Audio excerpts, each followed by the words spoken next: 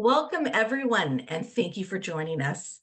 Before we begin today's webinar, Osteoporosis Canada acknowledges the land that our offices, located in Toronto, are on, is the traditional territory of many nations, including the Mississaugas of the Credit, the Anishinaabe, the Chippewa, the Haudenosaunee, and the Wendat peoples, and is now home to many diverse First Nations, Inuit, and Métis.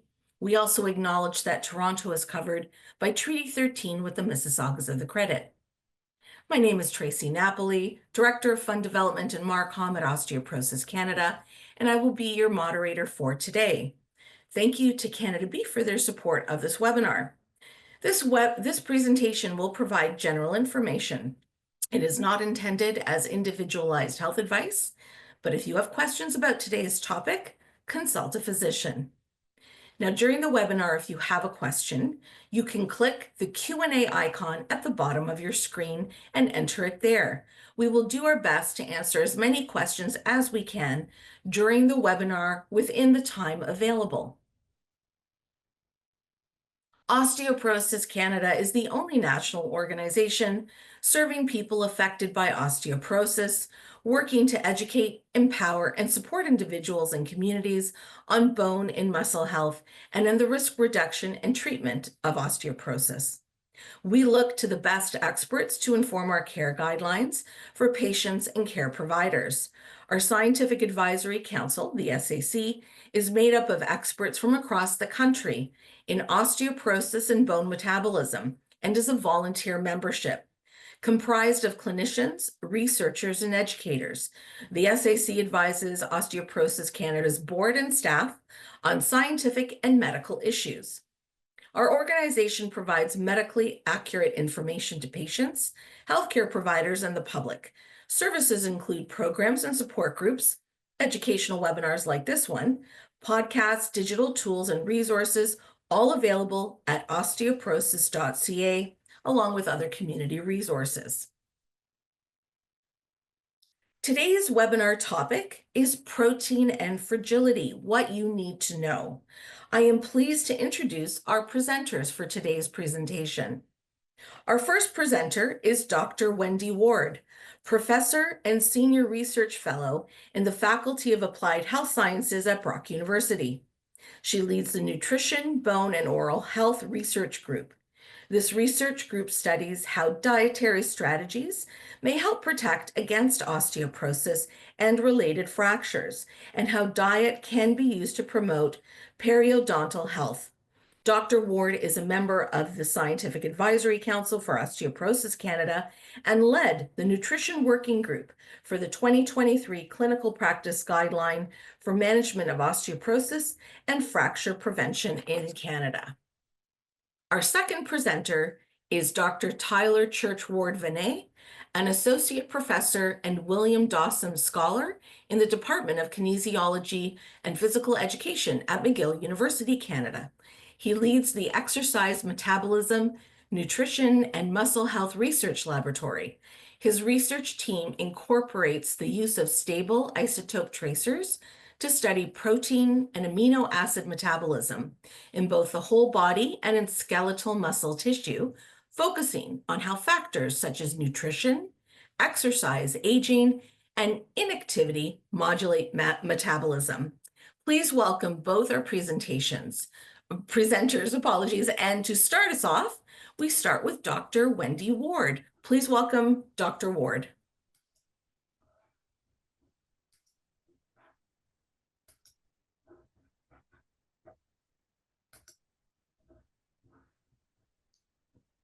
Good afternoon, everyone. It's a pleasure to be here and have this opportunity to speak to you about protein and bone fragility. Protein is essential for a strong, healthy skeleton and to protect against bone fragility. And I think when we're talking about protein, it's really critical that we acknowledge muscle and the interaction between muscle and bone, and that these two tissues work together. Muscles help move our bones, and in turn, bone allows muscles to be attached for this movement to occur. So we need to eat enough protein to keep both our bone and our muscles healthy and strong. Bone, I think when we first think about bone, we look at it as a very hard tissue, probably doesn't change much. And that might be what we think of bone. But in fact, it's a very busy tissue, and it's often referred to as a dynamic tissue. There's a lot of cells that are very active within the bone, constantly forming new bone and repairing damaged bone. And there's cycles that keep going on of this rebuilding of bone. And it's not just mineral that's being broken down and put into place, but protein has a huge role in this. You're probably familiar with collagen. And through this remodeling process, we have collagen being made and broken down in various cycles. And without these proteins, bone actually cannot incorporate minerals such as calcium, phosphorus, and magnesium. And we call this process mineralization, and it's absolutely fundamental to a strong skeleton. Some fun facts about protein in bone. By bone volume, protein makes up 50% of bone volume, and it also represents 1/3 of the mass of a bone. So it's a real contributor to our skeleton. And when we think about the contributions of muscle and the importance of maintaining muscle mass and strength, we can think about contraction and mechanical load that's generated by that process as stimulating bone. We also know that healthy muscles will help with our balance, help to reduce falls, and if we reduce those falls, we can help to prevent some fractures as well. So what information do we have about healthy eating and particularly bone health, but also in terms of overall health? Well, we can turn to Canada's Food Guide, and this goes back to 2019. And the Eat Well plate is the image that's shown on this slide, and is really the face of the Canada Food Guide. Some of you are likely quite familiar with this guide, and it tells us the proportions of 3 different types of food groupings to consume. So half our plate at a meal should be fruits and vegetables, the other quarter should be whole grain foods, and then the final quarter should be protein foods. And while there's lots of different foods being shown on this plate, and it's a lovely image, what we can take from this plate is the suggestions of different types of foods that we may want to use to create our own plate. And I think it's really important that we think about what do our own plates look like at our various meals, and how can we eat best for health. So we're focusing on protein within this talk, and so I put the purple box around that quarter of the plate just to highlight that we have many different food options, some of which are shown in this image here. So we have our meats, beef, chicken, and of course there'd be other meats as well. Salmon as an example of fish. We have milk and other dairy foods such as yogurt and cheese. And then there's also the plant-based sources, tofu, beans, nuts, and seeds. And within the food guide, there is some messaging around protein foods that we should think about consuming more plant-based foods in our diet as well. And so we have lots of different options here in terms of the types of foods that we can be consuming. So that information speaks to foods and the relative amounts of foods and protein foods on the plate. With protein, we also have a number that we can pay attention to in terms of how much protein should I eat each day for bone health. And for bone, we are working with a value of 0.8 grams of protein per kilogram body weight per day. And this is a very interesting number for our protein intake, as it applies to all ages once we're at an adult age. So whether we're a young adult or an older adult, this amount applies. And it also applies whether we're male or female as well. It can also be considered somewhat a minimum amount of protein that's required. And I know Tyler is going to tell us more about this in detail. But for the examples that I'm giving you and for bone health, we're working with this value of 0.8 grams. But on this slide, I've also included these other levels, higher levels at 1 gram up to 1.3 grams per kilogram body weight per day. And I also included the image of the muscle behind this, because you will see later on in this webinar with Tyler that there is a lot of interest in these higher levels of protein to optimize muscle health as well. But let's get back to our conversation about the 0.8 grams. And if we estimate that, say we're a woman that weighs 60 kilograms, we're going to need to consume about 48 grams of protein per day.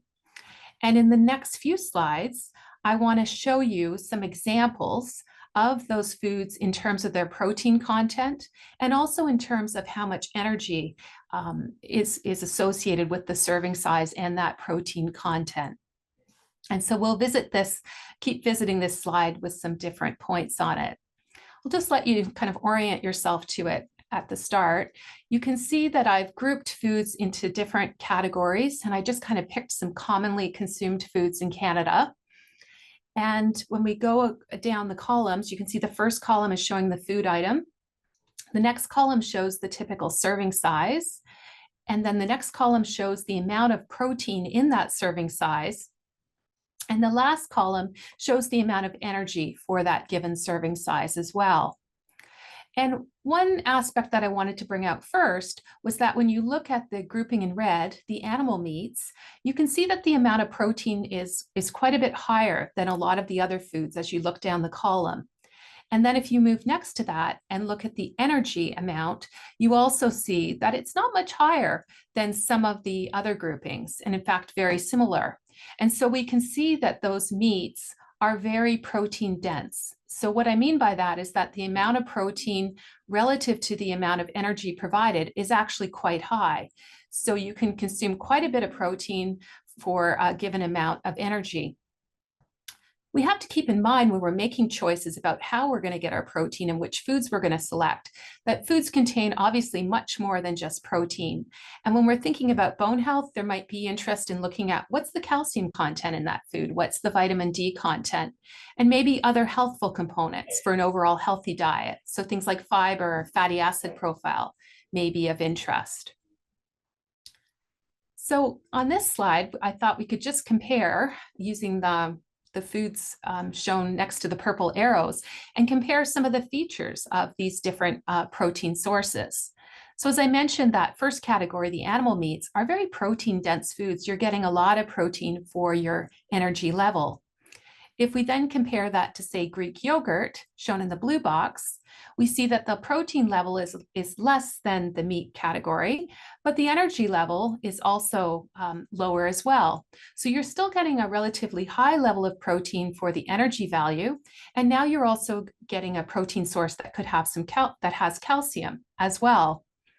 Then if we move down further to the last purple arrow and maybe compare to nuts, maybe almonds, that is going to have a much lower level of protein to energy, could contain some calcium, and you're also going to be getting some fiber as well. So just thinking about how you have different sources of protein in your diet and can represent or help you obtain other nutrients as well.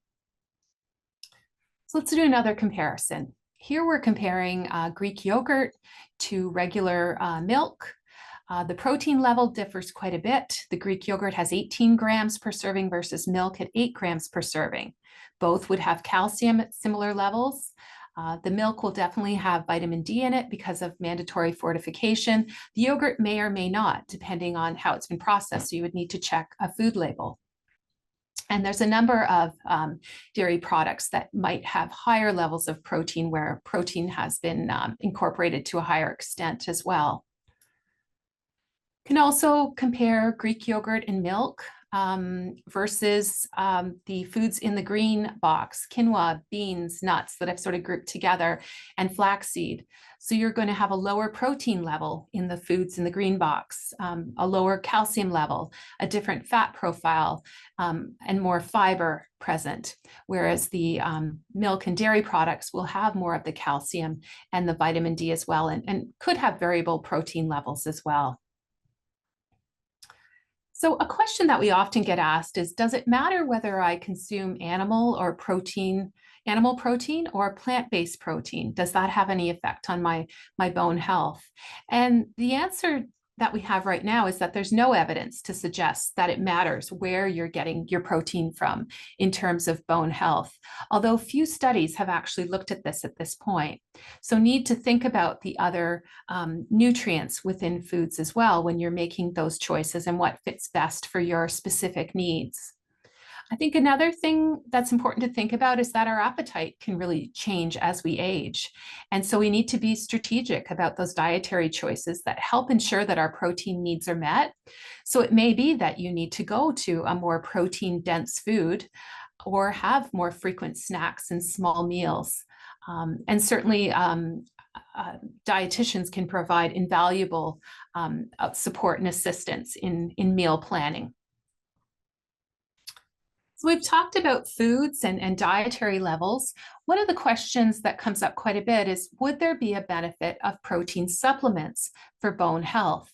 And this was actually a question that we considered as part of the recent guideline for the management of osteoporosis and fracture prevention. And this was an activity with Osteoporosis Canada. And the bottom line here is that when we looked at all of this scientific evidence, we actually came up with the following recommendation, that for people who follow Canada's food guide, so that Eat Well plate that I showed you earlier, we actually suggest no supplementation of protein. Now, I say that recommendation with a few points that should be considered with that, and that's that of the studies that we had that were available for us to base our guideline on, it was mostly dietary levels of protein that had been studied rather than supplemental levels. And these levels tended to be in what you would expect typical intakes to be of that 0.8 to 1.3 grams of protein per kilogram body weight per day. So the participants in these studies tended to be already meeting the recommended daily allowance or were a bit higher. So in other words, they were well nourished and quite healthy. But nonetheless, I think it's important to mention also that there was no harm to bone at these levels studied up to the 1.3 grams of protein per kilogram body weight per day. And I mention that because when you look, when Tyler is speaking to you about the muscle aspect, he'll be talking about some levels that are higher than this 0.8 level for the other tissue. So it can be a bit overwhelming in terms of thinking about, well, how am I going to keep track of how much I'm eating of my protein, and how am I going to look up all these specific protein intakes? A tool that even I like to use is the nutrient calculator that Osteoporosis Canada has recently developed.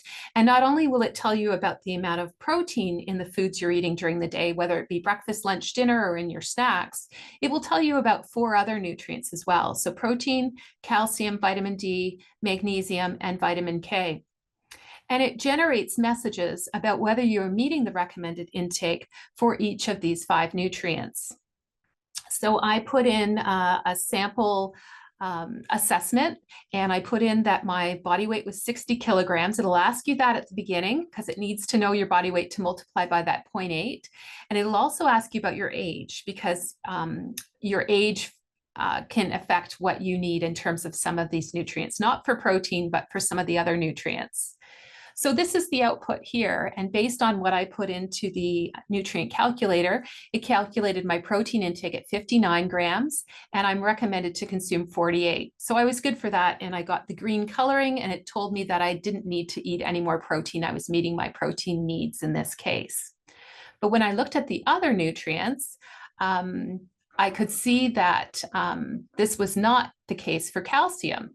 And in fact, my intake was 770 milligrams. It should be 1200. So it told me that I needed another 430 milligrams and gave me some suggestions there of foods that I might want to consume. And then the vitamin D also showed to be low as well, and gave some suggestions and mentioned that I should take a supplement if I'm not getting enough. So it's an interesting tool to use, and I encourage you to try it and see how you're doing with your diet. And the nice thing is you can also add in foods that you're thinking of adding to your diet to get a plan together of what might be useful for you to meet all your needs for bone health. And that is the end of my presentation, and I will pass it over to Tracie. Thank you so much, Dr. Ward. That was wonderful. Now I'd like to welcome Dr. Churchward-Venne for his presentation.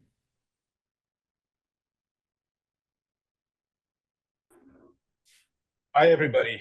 I'd like to thank everybody for taking the time to join us today. I'm really looking forward to speaking to you.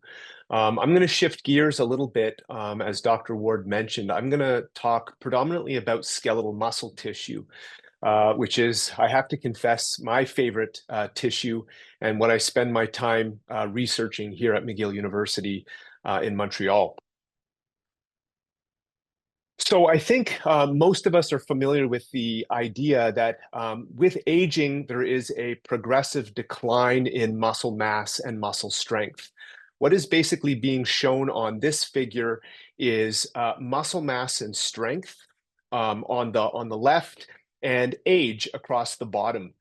And you can see that during early life, when we're growing and developing, this represents a period of skeletal muscle accretion, right? Particularly during puberty.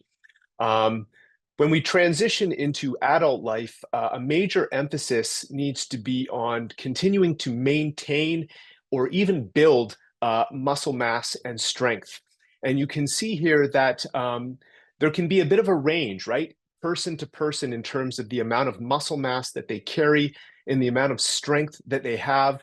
Of course, going to the gym and engaging in exercise, particularly resistance exercise, is going to set you up, for a great opportunity to build more muscle mass and strength. And this is going to be really helpful as you transition into older adulthood, right? Where one of the main aims is to really minimize the loss of muscle mass and strength in aging, right? And that's what's shown here, is that there can really be a range of muscle mass and strength. So lifestyle factors such as whether we engage in exercise, how much we pay attention to our diet, that can really influence the age-related decline in muscle mass and muscle strength. But on average, around the fourth decade, individuals can experience or expect to experience about a 0.8% decrease in muscle mass per year, and the loss of strength even exceeds that. It can be anywhere from 2 to 3% per year on average. Again, lifestyle factors such as good nutrition and particularly exercise can really alter the trajectory of this loss. So it's something to keep in mind. So this age-related loss of muscle mass and strength is commonly referred to as sarcopenia. And we're going to talk a little bit about what that is. As a researcher, what I can say is that sarcopenia has been classified as a disease, but unfortunately at this stage, there's really no consensus diagnosis for what sarcopenia is. So in September of 2016, sarcopenia received what's called an International Classification of Disease code. And this was kind of a giant step forward in recognizing sarcopenia as a disease. However, globally across the world, there's currently no consensus criteria to define sarcopenia. What is it exactly? And this is challenging because it prevents clinical diagnosis.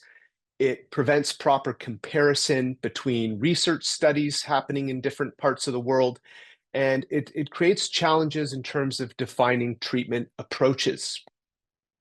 But what has recently been agreed upon is that in terms of sort of a conceptual definition, sarcopenia really revolves around three concepts, and those are shown in kind of the middle of my screen.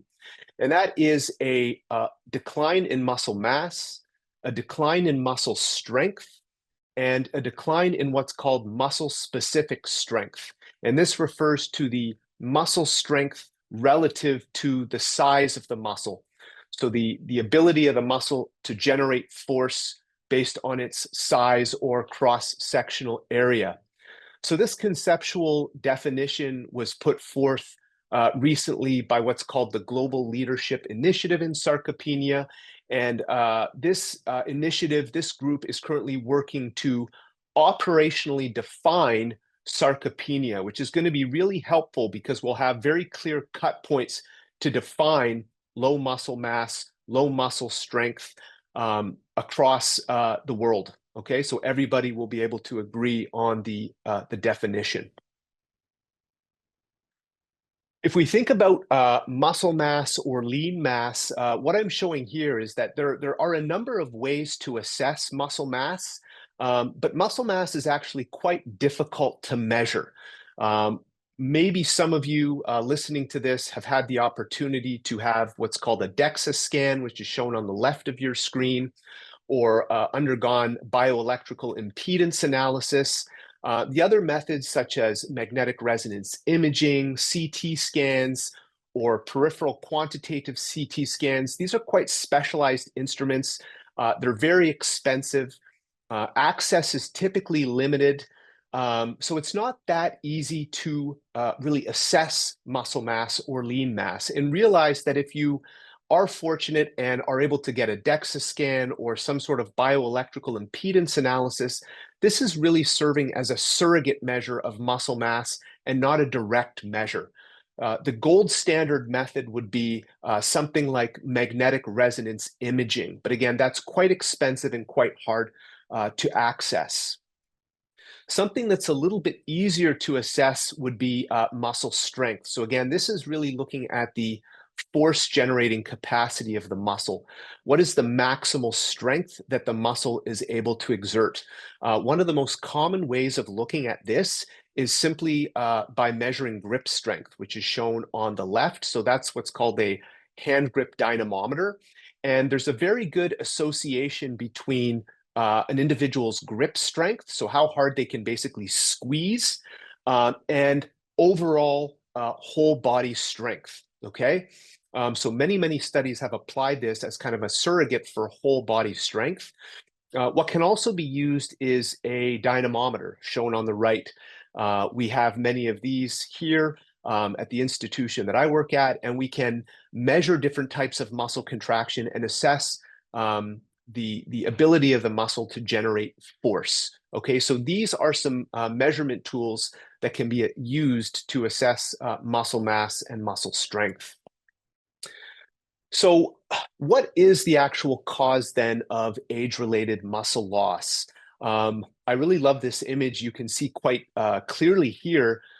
This is just a cross-sectional image of the thigh, so the upper leg muscle, comparing what it looks like in a young, healthy thigh muscle and that of a sarcopenic thigh muscle. So you can see the light gray area represents muscle, and you can see that in the sarcopenic thigh, there's a lot less muscle, and you can see that there's a lot of dark marbling within the muscle and a lot of dark area outside surrounding the muscle. And this represents fat tissue, both surrounding the muscle and that's infiltrated the muscle. And this is thought to influence muscle quality and muscle health as well. So I think most of us know that our muscle is made up of, frankly, thousands of different proteins, right? Which is one of the reasons why we eat dietary protein and why we know it's good for our muscles, is that the proteins that we eat contain amino acids, which we need in order to support our own skeletal muscle that is made up of proteins. So what you're seeing here is just a cartoon image where basically what you have is a skeletal muscle just shown here at the top. And that muscle is constantly being synthesized and broken down, right? Our muscles are malleable, and we all know that muscles can change in size, right? Muscles can get bigger. Maybe we've had the experience of going to the gym and really adhering to a program of exercise and noticing that our muscle gets a bit fuller, a bit bigger. And that's because we're increasing the synthesis or the generation of new muscle protein in the body. And that's what's shown over here, muscle protein synthesis. And we can also break down muscle protein, right? And if any of you have ever had the misfortune of, let's say, breaking a bone and being placed in a cast, well, that's really important for the healing process. What happens when you immobilize a limb or a joint to promote healing, the muscle actually shrinks, it atrophies, right? And so there's an imbalance between the synthesis or generation of muscle tissue and the breakdown of muscle tissue. And it's really the balance between these processes, synthesis and breakdown, that determine whether we build muscle, maintain muscle, or lose muscle. And that's what I'm showing across the bottom. So if we basically synthesize or generate more muscle tissue than we break down, we have what we call a positive net protein balance. And this is a scenario that's required in order to gain muscle, right? We need to generate or synthesize more muscle proteins than we break down, right? If these two processes are sort of balanced, right? Muscle protein synthesis and breakdown are sort of balanced out. This is kind of a scenario of muscle mass maintenance, right? And for most of us that are reasonably active and have a good access to quality food and adequate energy intake, muscle mass is going to be reasonably well maintained until older adulthood, where it will gradually begin to decline. And I'll sort of speak at some of the mechanisms underpinning that. But what we know about muscle loss, right, which is what is kind of shown over here, that is a scenario where the breakdown of protein in our muscle is happening at a rate that is exceeding the rate of generation of new muscle protein or synthesis of muscle protein. Okay, so just appreciate that our muscle proteins are constantly being built up, they're being broken down, and it's really the balance between how these processes occur that determines whether we build muscle, maintain muscle, or lose muscle. So what I can say is that for adults, the two primary, what we call anabolic or growth-promoting stimuli for our muscle are dietary protein, which is shown on the left, and exercise. I work in a department of kinesiology, so I'm a big advocate of exercise. But there's something really, I would say, special and unique about resistance exercise in terms of its capacity to support muscle mass maintenance, as well as improve the force generating capacity of muscle, or the amount of strength that a muscle possesses. Okay, so these are really two key stimuli. What's shown here is kind of a scenario. So I'll direct your attention to this figure on the left, right? And again, what we've spoken about just now is this process of muscle protein synthesis and breakdown, right? And how it's the balance between these processes that determine whether we build, maintain, or lose muscle. So if you can imagine waking up in the morning after getting a good night's sleep, let's say you had a nice 8 hours of rest, and you haven't had any breakfast, so you have more or less been without food during the overnight period. If you look at the white bars and the gray bars here, in this situation at rest, right, without food, the rate of protein breakdown is greater than that of synthesis, right? And as a result, if you look over here at net protein balance, we're in a scenario of body protein loss, right? Because we haven't eaten anything during the overnight period. So we're without food for about 8 hours or however long we've slept. If we consume a protein-containing breakfast, right? And protein is really special because of the amino acids it contains. What we have is, you can see there's this big increase in the synthesis of muscle tissue, this muscle protein synthesis process. And you can see that it exceeds the rate of protein breakdown shown in gray, right? And then if you look at net balance, this scenario of protein feeding, we have, again, this scenario of a positive net protein balance. So we've actually promoted protein accretion in the body. So feeding protein and amino acids is really, really important in order to promote the accretion of protein in the body.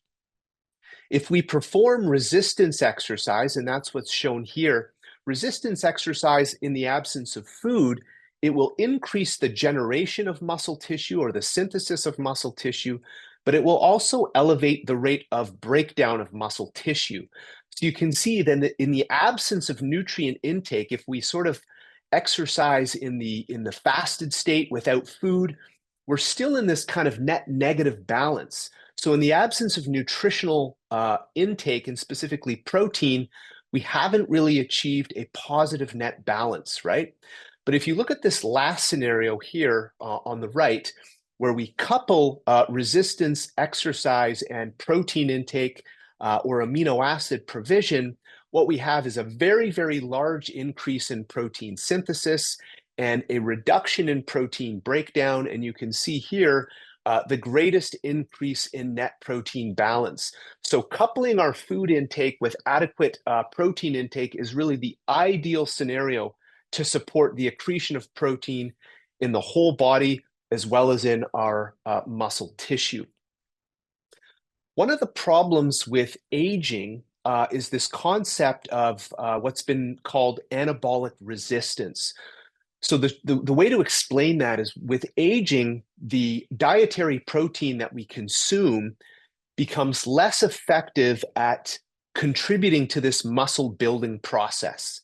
And that's what's shown in this figure, where all this is showing is a measurement of the rate of muscle protein synthesis. That's what's being shown here on the left axis at rest and in response to, let's say, the provision of 20 grams of protein. So you can see here that if a young individual consumes about 20 grams of protein, this rate of synthesis increases quite substantially, right? In the elderly over here, what you see is that the same amount of protein, it doesn't increase protein synthesis as much. So the dietary protein that's being consumed by an older adult is not having the same effect in terms of its capacity to support the synthesis or creation of new muscle tissue in the body. And this has been referred to as, again, anabolic resistance. And we think that this is a major contributor to the loss of muscle over time. If with each meal that's consumed, if you're not quite getting the same muscle building effect, it might compound over years in order to contribute to this loss of muscle mass.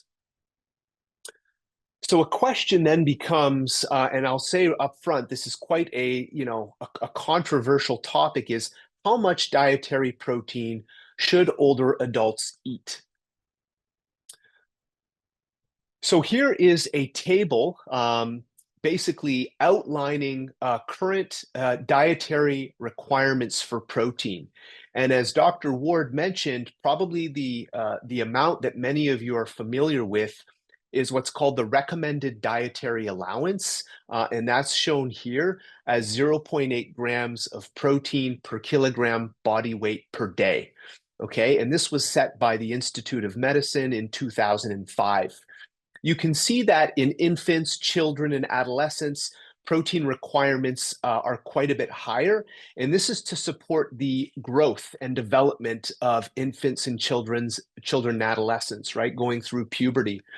But as Dr. Ward also mentioned, what's important with this RDA, and here they define, an adult as someone over 19 years of age.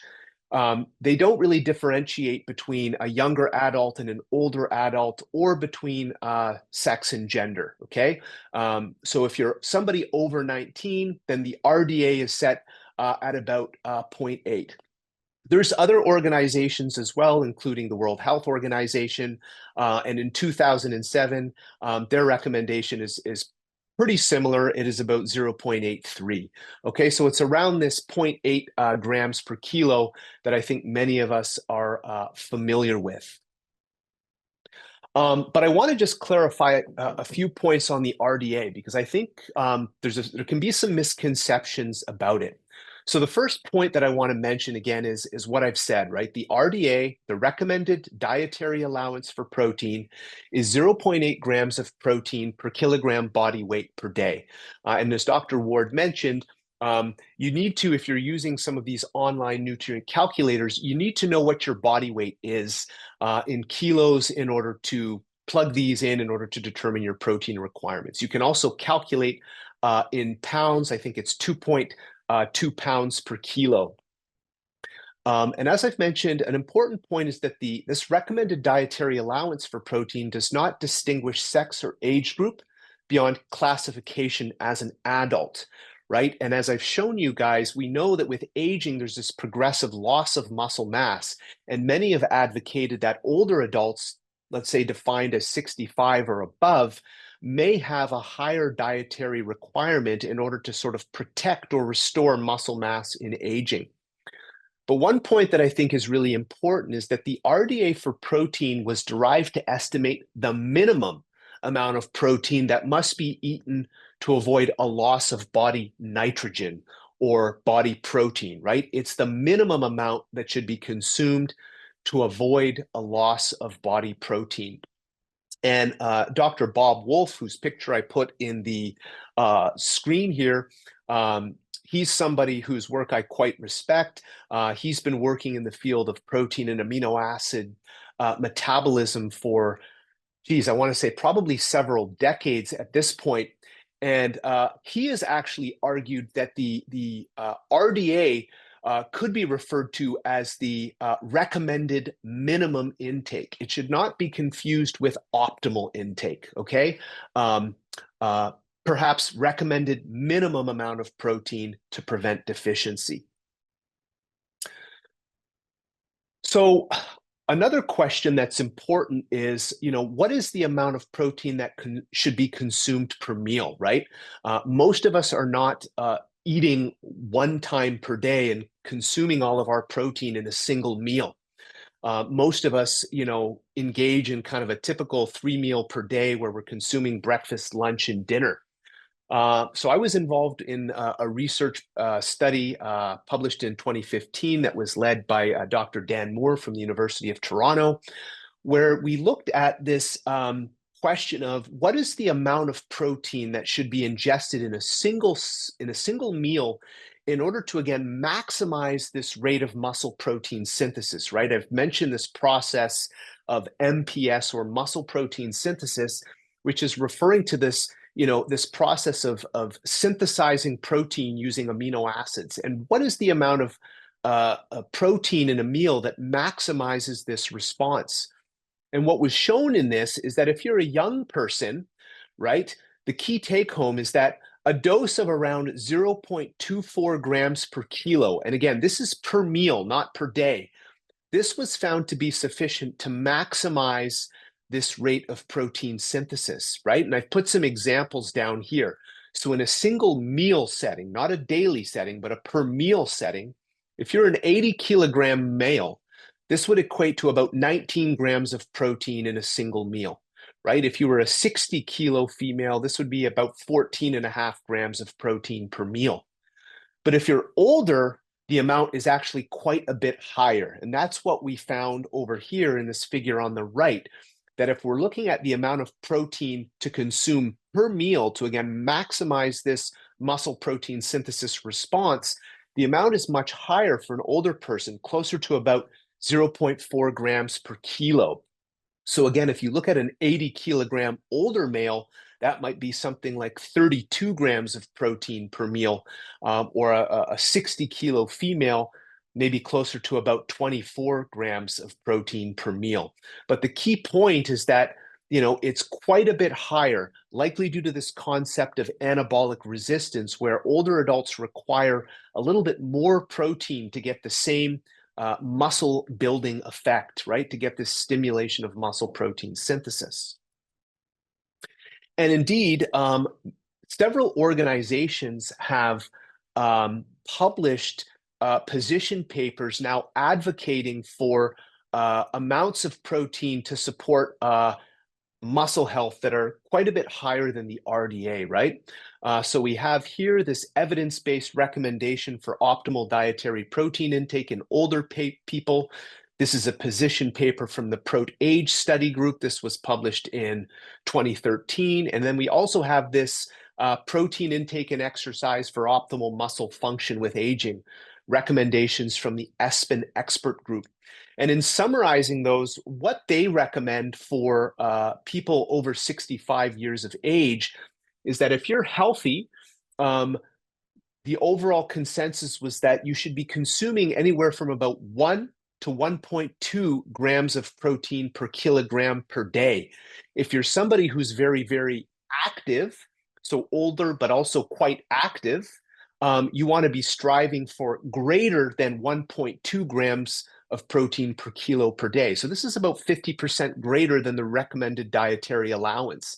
And in some instances, in individuals suffering from acute or chronic diseases, the recommendations can go up from, up to about 1.5, right? And it could be very specific to the condition in the individual. But just realize that many recent position papers have suggested for older people that daily protein requirements are elevated, right? So both per meal and daily protein requirements may be elevated to optimally help older adults regain or maintain as best as possible muscle health in aging.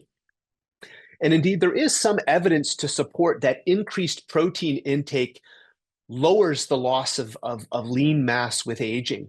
So what I'm showing here is a study published in 2008, where it's looking at the change in lean mass, right, which is kind of a surrogate for muscle mass.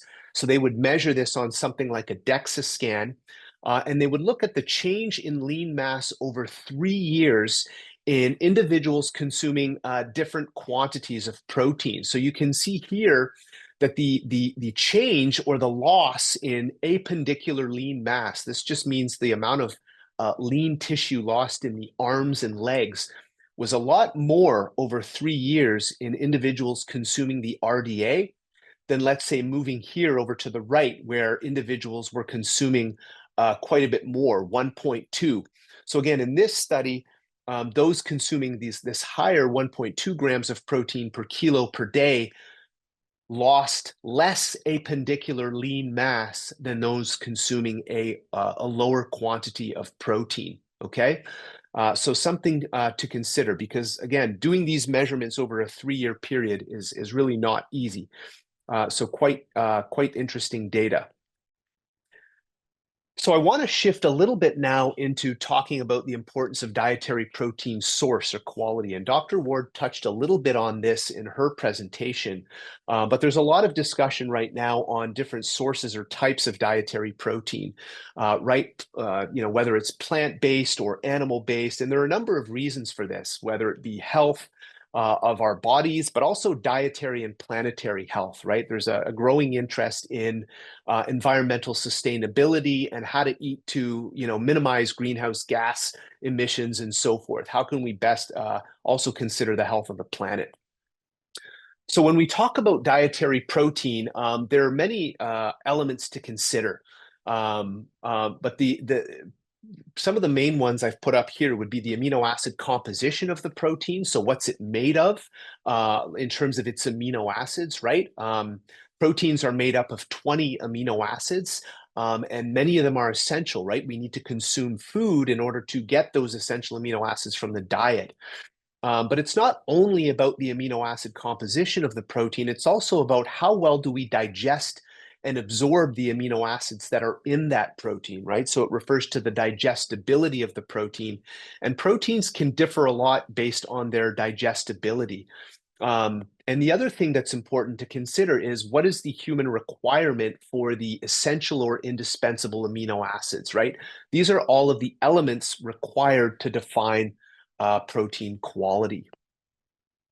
So one of the things that I like to show is this Liebig's law of the minimum, right? So here you see 2 barrels filled with water, right? And in this example, if you look on the left, each stave of the barrel represents one of these essential amino acids that we as humans have a requirement for in the diet, right?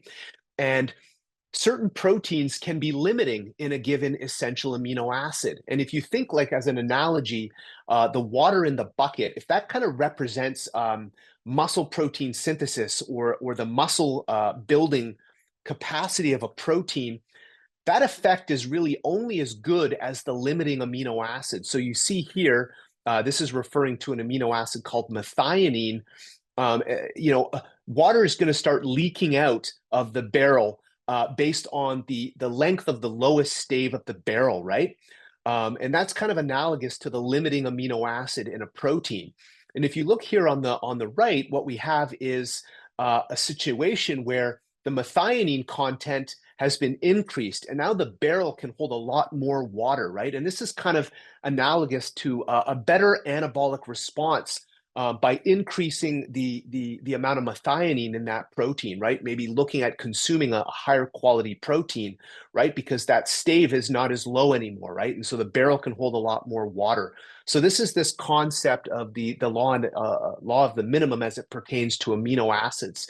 So proteins are only going to be as effective as their limiting amino acids. So something that's important to consider. One of the ways we define proteins is what's called the digestible indispensable amino acid score, or what we call as the DAS for short.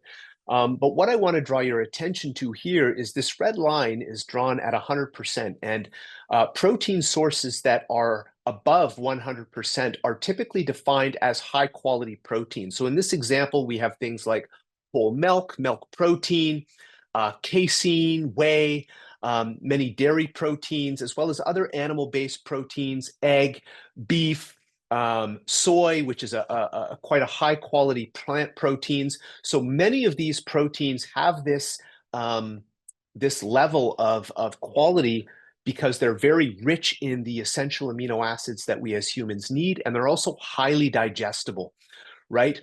Many of these more animal-based proteins are scoring a little bit lower because there are maybe a little bit lower in some of the essential amino acids that we need, or they're a little bit less digestible, right? Things like fiber, which is really important for our health in terms of supporting digestive health.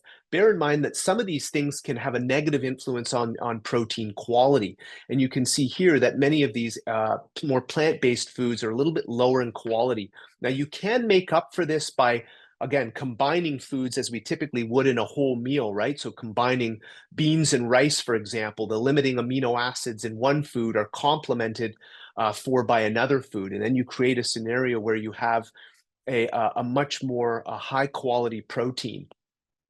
But, you know, as an extreme example, if you were to basically try to, you know, survive on exclusively bread, you know, you wouldn't be able to really do it, right? It's not going to have the amino acids that are required in order to meet our requirements. And so you'd have to eat so much bread in order to get enough amino acids to get what you need. Whereas some of these other sources on the left are very, very rich and dense in protein and high quality proteins and amino acids that we need, okay? And again, this is, again, data showing that, again, it's looking at the anabolic actions of different proteins or the capacity of different proteins to support muscle health. And you can see here, here we have beef sirloin, again, which is an excellent source of high quality protein, leading to a greater whole body anabolic efficiency than other proteins such as, in this case, eggs, pork loin, tofu.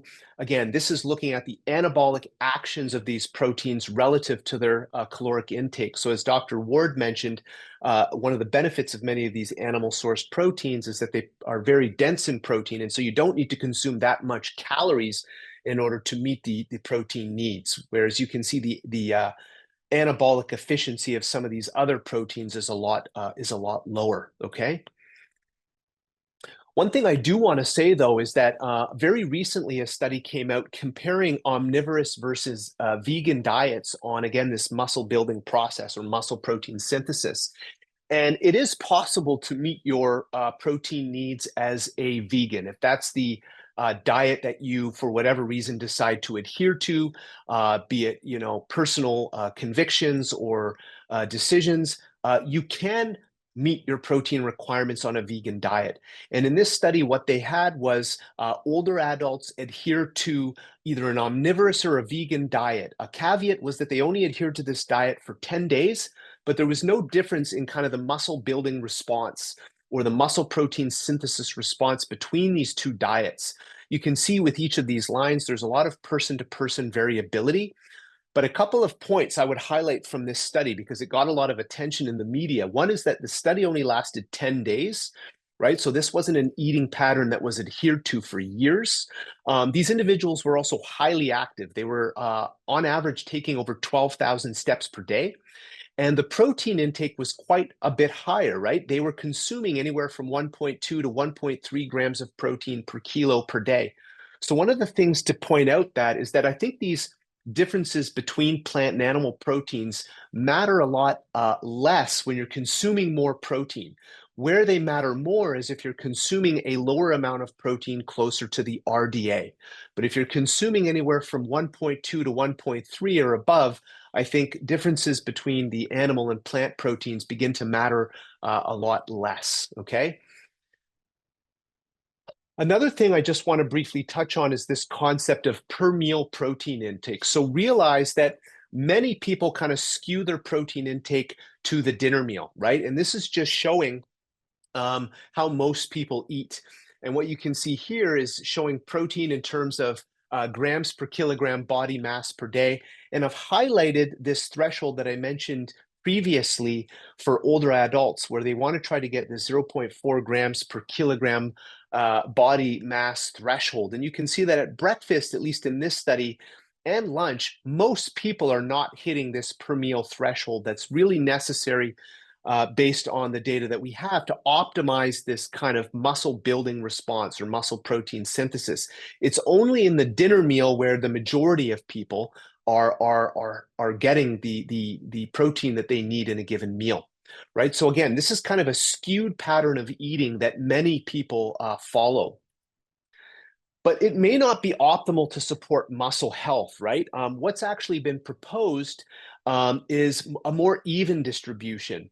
So here in this relationship, if you add everything up, this would be about 90 grams of protein in a day, right? So here's this more skewed pattern where an individual might have, in this example, 10 grams, then 20 at lunch and 60 grams at dinner. And you can see that these first two meals, they're not adequate to maximally stimulate protein synthesis. Whereas if you kind of redistribute your protein across meals, so it's the same amount, but you have a little bit more at breakfast and lunch, this might be a more optimal eating pattern in order to get these repeated responses where you're optimally stimulating the synthesis of muscle protein. And this has been referred to as a more even pattern of protein distribution during the day. So many people have advocated for that. I'll say there is some evidence to support it. Again, I will say that this study that I'm showing here, this was done in a very small sample size of young adults, 8 adults, where they basically had people adhere to, again, an even distribution where people ate 30 grams at breakfast, lunch, and dinner, or a skewed distribution where they had 11, 16, and 63 grams. And they did it on day 1, and then they measured them again 7 days later. And what you could see is that the muscle building response in individuals following this skewed distribution, it was not as effective as this more even distribution. Okay, so you got a much better muscle building response with this more even distribution. I will say that the data is a little bit uncertain on the importance of this. I think there's more research to do. I think there's a strong rationale. What I typically say, though, in that the studies that have compared an even versus a skewed distribution, the even distribution is either shown to be no different than a skewed, or it's shown to be superior. But to my knowledge, it hasn't been shown that the skewed distribution is better for muscle health than an even. And I think there's a very strong scientific rationale for an even distribution of protein intake. But again, I think there's room for more studies to be done. I mentioned previously I work on in a kinesiology department. So I do want to say that one of the benefits of exercise, particularly when you couple it with amino acid intake, is that exercise increases the utilization of amino acids from the diet for the muscle building process. And that's what's shown here, where it's just showing the muscle protein synthesis response at rest in black and in a scenario post-exercise. And you can see that the muscle building response is much better when you couple exercise and nutrition together. So always remember that exercise is really, really important to maximize the efficiency of the protein that you ingest. And indeed, this is data from a large meta-analysis now that was conducted over a decade ago, but it provided evidence that protein supplementation, so if you're somebody that goes to the gym and you lift weights and you're consistent, if you consume protein, you actually build a little bit more fat-free mass than you would if you didn't take a protein supplement. And what this meta-analysis showed was that the overall effect was that those taking a protein supplement who were engaged in resistance exercise, if they were older, they gained about an extra 0.5 kilogram of fat-free mass, again, which is a surrogate for muscle. So again, some evidence that protein supplementation or consuming a little bit more protein can actually increase the muscle building effect of resistance exercise. I really like this quote from Jack LaLanne, who some of you may know, where he has said, exercise is king, nutrition is queen, put them together and you've got a kingdom. I really like this quote, and I think it's true. Both work exceptionally well when coupled together. I want to finish off my talk by just talking a little bit about some of the prevalence and consequences of inadequate protein intake. Many people actually, believe it or not, fail to consume even the RDA for protein. And this is data on the prevalence of protein intake below recommended in community dwelling older adults. So in this case, defined as those over 55. This data represents a sample of over 8,000 people.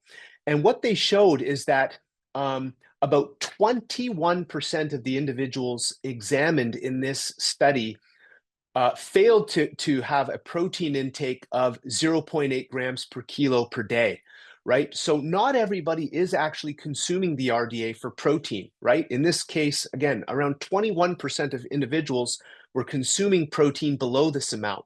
If we look at some of these higher recommendations, let's say 1 gram of protein per kilo, in this meta-analysis, roughly 47% of people were failing to consume even 1 gram of protein per kilogram per day. And if you look at this higher recommendation of 1.2, nearly 71% of adults were failing to meet this amount. So again, older adults are maybe not consuming the amount of protein that they should be in order to best support muscle health. And again, looking at these recommendations, even the RDA, which I said is likely the minimum bar that should be aimed for, in this sample, roughly 21% of people were not meeting the RDA for protein. In terms of some of the consequences of inadequate protein intake, well, if you're not eating enough protein, it can lead to a decrease in the capacity of the food that you eat to synthesize new muscle tissue, right? So we're not going to get that muscle building response as good. We might break down more muscle tissue. There can be impairments in the absorption, transport, and storage of certain nutrients, including amino acids, fatty acids. We may lose muscle mass. We might expedite the rate at which muscle is lost, right? Contributing to physical fatigue and weakness. And there can also be a loss of calcium and bone tissue, as well as dental abnormalities. So there are really a list of different symptoms of protein deficiency. I've highlighted a few, but again, it can be quite problematic. So in terms of tips to get more protein, I suggest focusing on including protein-dense foods at every meal, particularly focusing on breakfast and lunch, which are typically a bit lower in protein. Animal foods like beef, chicken, pork, fish, eggs, and dairy, just bear in mind that they represent really high-quality protein-dense foods that also include other key nutrients that support our health. Plant-based foods are also excellent. Just bear in mind that they tend to be a little bit less dense in protein and essential amino acids. In order to meet requirements, you need to pay quite a lot of attention to making sure you're consuming enough. Exercise makes the protein that you eat work more effectively in your muscles. So again, coupling exercise and protein is a really great strategy. So in terms of Canada's food guide that Dr. Ward mentioned, you see here the bigger plate for younger adults, a slightly smaller plate. This is just to convey the fact that older adults, perhaps through decreases in appetite, might typically consume a little bit less, food. And as Dr. Ward mentioned, I mean, you see here on the top right, this quarter of the plate being protein-rich foods. I would say for the older adult, it should be something like this, where that quarter gets a little bit bigger, right? You're increasing protein intake to optimally support muscle health. And if necessary, rather than, water's fantastic, and Canada's Food Guide advocates make water your drink of choice. For the older adult, it might be beneficial to incorporate a glass of milk for the extra protein and vitamin D and calcium, or another, smoothie containing some protein as a dessert, if that's what you enjoy and like to eat. So in terms of take-home messages, again, there's currently no globally accepted definition of sarcopenia, which makes diagnosis and treatment difficult. But bear in mind, what we're really talking about is a decline in muscle mass and strength. And I think part of this is due to older adults being anabolically resistant to the ingested protein. So the protein that they eat is perhaps not as effective at supporting the synthesis or the generation of new muscle protein. I would advocate that the RDA should be viewed as the minimum protein intake recommendation and should not be taken as optimal. Older adults should strive to consume about 0.4 grams of protein per kilo per meal, right? Or roughly around 1.2 grams of protein per kilogram body mass per day, in order to optimally support muscle protein synthesis and support muscle mass maintenance in aging.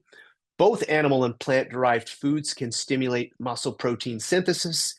Animal sources of protein like beef are super nutritious and very rich in protein and essential amino acids that can support muscle health. And I would say that there's a good rationale for considering an even distribution of protein at every meal, rather than a skewed protein distribution, but more research is needed. So I'll end it there. I look forward to taking questions with Dr. Ward. And yeah, that's it for me. Thank you so much, Dr. Churchward-Venne. That was amazing. We're going to bring up Dr. Ward as well. We only have time for one question for each of you, and I'm going to actually just continue with Dr. Churchward-Venne. The question is it sufficient to take amino acid supplements as protein? No. Okay. I would say, yeah, you don't want to be only taking supplements for your protein. I imagine that's fairly hard to do because most foods will contain some protein. But I would very much advocate for a food-first approach for protein. I spoke a little bit about plant and animal proteins. I think both are great. One of the advantages of animal-sourced foods, if you're eating those, is that you don't need to consume as many calories in order to get the higher quantities of protein and essential amino acids that we need. I did show on my last slide showing Canada's Food Guide. There's certainly room to introduce a glass of milk with dinner, which again will contain some bone supporting nutrients as well as good quality protein. I think, I also showed though that increasing the size of that 1/4 of your plate and getting a range of different proteins, things like beef or, some other plant-based sources could be good. But I would again, short answer is I wouldn't only focus on supplements. That would not be the way to go. Focus on high quality food source proteins. That's great. All right, Dr. Ward, we have a question. So there are a lot of people who are on drug treatments. And so the question is, do they need to make nutrition as big a focus because they are on treatments and medications so that they can continue to play a role in their bone health? That's a great question. I always advocate for a good, healthy diet, not just for bone, but for all aspects of overall health and regardless of medications that are being taken. I think we have to think of drugs and these medications as changing activity in the bone. So being sure that there is a sufficient level of nutrients needed for the positive changes that these drugs are working for is always going to be helpful. We can think of nutrients as sometimes being needed as signaling between cells, and then also nutrients that are going to be incorporated into the bone. So making sure there's a nice steady supply is really always a good idea. And actually in the recent guideline that was done with Osteoporosis Canada, there was a general practice statement that was made about individuals that are receiving medications and their use of vitamin D and calcium supplements. And, the bottom line is that the approach should be an individualized approach with the healthcare professional, and to assess if there is any insufficiency for certain nutrients, and if so, correcting that. So again, just a very individual approach. But I certainly think a good balanced diet is important at any stage and regardless of where we're at. Wonderful, thank you. And we have run out of time. I'm sorry, I know there were lots of questions and such great comments, but I would like to thank our partner Canada Beef for helping us provide programming like this. And huge thank you to Dr. Wendy Ward and Dr. Tyler Churchward-Venne. Wonderful, informative presentation. Thank you so much. For everyone watching, you can find, I did put the link to the nutrient calculator in the chat. You can also go to the Osteoporosis Canada website, osteoporosis.ca. You'll see it on the homepage. It's also under the nutrition section. You can also visit the OC Replay webpage. So this webinar was recorded, and for people who register for the webinar, they will receive it directly to their inbox by tomorrow, so you can watch it again. We have lots of different webinars that are recorded. You can peruse through the library, and we also have podcasts, so you can also check that out. If you have not already, please subscribe to the newsletter, top right-hand side of the website. We're on Instagram and Facebook. Again, thank you to everyone. Such an informative webinar. Have a wonderful rest of the day, everyone, and take care. Take care, everyone. Bye-bye. Thank you.